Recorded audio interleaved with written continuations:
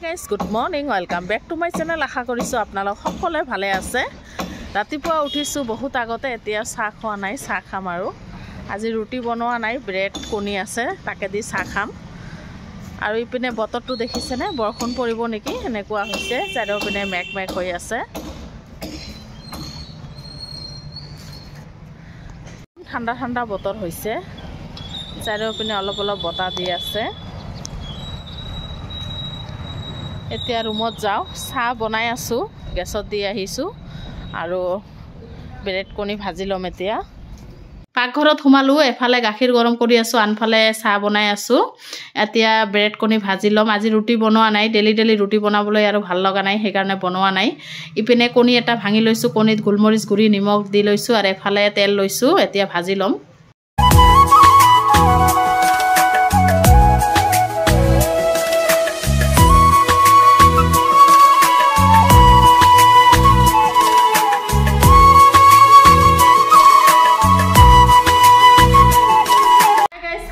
দেখালোৱে bread কণী দি চাহ খালোঁ, খাই লৈ ঘৰৰ কাম চাম কৰি ল'লোঁ, বিছনা পাতিবিলাক ঝাৰি ল'লোঁ। দেখিছেনে, গোটেই কৰা হৈ গৈছে, ৰন্ধা বঢ়া হৈ গৈছে। কাৰণ মই অলপ যাব ওলাইছোঁ বান্ধৱীৰ ঘৰত। কিয় গৈ আছোঁ কৈ আছোঁ, আপোনালোকে ব্লগটো শেষলৈকে চাই থাকিব। ইপিনে ৰন্ধা বঢ়া কৰিলোঁ, একদম শ্বৰ্টকাট ৰান্ধিলোঁ। আজি ভেন্দি দি মাছৰ চৰচৰি বনাইছোঁ, টেঙৰা মাছ, দেখিছেনে। আৰু ইপিনে দুটা কণী এনে থৈ দিছোঁ, মোৰ যদি অলপ দেৰি হয় ভাজি খাব। আৰু পটলৰ বৰা ভাজিছোঁ, এইখিনি আজি শ্বৰ্টকাট। এতিয়া যাওঁ বলক, এইবিলাক বস্তু মানে ঢাকি ঢুকি থৈ দিওঁ। বান্ধৱীয়ে হঠাৎ কৰি মাতিলে, সেইকাৰণে গৈ আছোঁ। তেনেহ'লে বলক।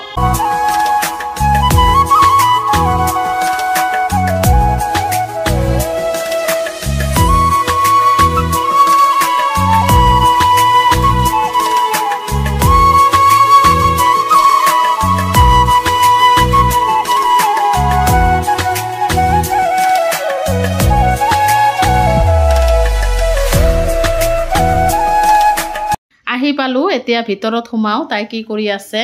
হঠাৎ কৰি আহিলোঁ, বেছি সময় নাথাকোঁ, 1 ঘণ্টামান থাকিম আৰু।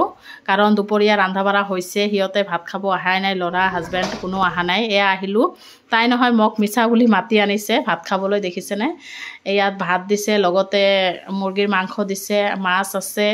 মানে এনে এটা কামত মানে মাতিছিল, সেইকাৰণে আহিছোঁ। ময়ো কিবা হঠাৎ কৰি আহি গ'লোঁ। আপোনালোকে ব্লগটো শেষলৈকে চাব, স্কিপ নকৰিব। আৰু যোনে যোনে চেনেলটো ছাবস্ক্ৰাইব কৰা নাই, প্লিজ ছাবস্ক্ৰাইব মাৰি দিব। এয়া মাজনীহঁতৰ ঘৰ, মাজনী ঘৰ পাৰ হৈ আহিলোঁ। এতিয়া গৈ আছোঁ ঘৰত, বহুত কাম আছে, ঘৰত গৈ দেখাই আছোঁ। আপোনালোকে ব্লগটো চাই থাকক। আহি পালোঁ, টপলাটো ইয়াত থৈ দিওঁ। আৰু ৰাতিপুৱাৰ পৰাই নহয় কাৰেণ্ট নাই, দেখিছেনে, একদম চুইচবিলাক দিয়া আছে। ৰাতিপুৱাৰ পৰাই কাৰেণ্ট নাই। পাকঘৰৰ হালত চাওঁ, মইতো এনেকৈ থৈ গৈছিলোঁ, কাঁহী বাতি ইহঁতে খাই লৈ এনেকৈ থৈ দিছে। এতিয়া ধুই ল'ম। আৰু কণী ভাজি খাইছে, ইপিনে কণী ভাজিছে, আৰু ভাতো বনাই থৈ গৈছিলোঁ, ইহঁতে খাই লৈ লৈছে। এতিয়া কাঁহী বাতিকেইটা ধুই ল'ম। আৰু বান্ধৱীয়ে মাছ দিছে, দেখাই আছোঁ। মই নহয় গা ধোৱা নাই, গা ধুম এতিয়া বাকী কামখিনি কৰি। এয়া মাছ দি দিছে, মাছখিনি ধুই ল'ম। ধুই কাঁহী বাতি আছে দুটা, এটা ধুই চুই গা চা ধুই আহি আছোঁ। আপোনালোকে ব্লগটো শেষলৈকে চাই থাকক। এতিয়া ৰাতিৰ 8টামান বাজে, আবেলি গা চা ধুই শুই আছিলোঁ, সন্ধিয়া চাহ খালোঁ, দেখালোৱে।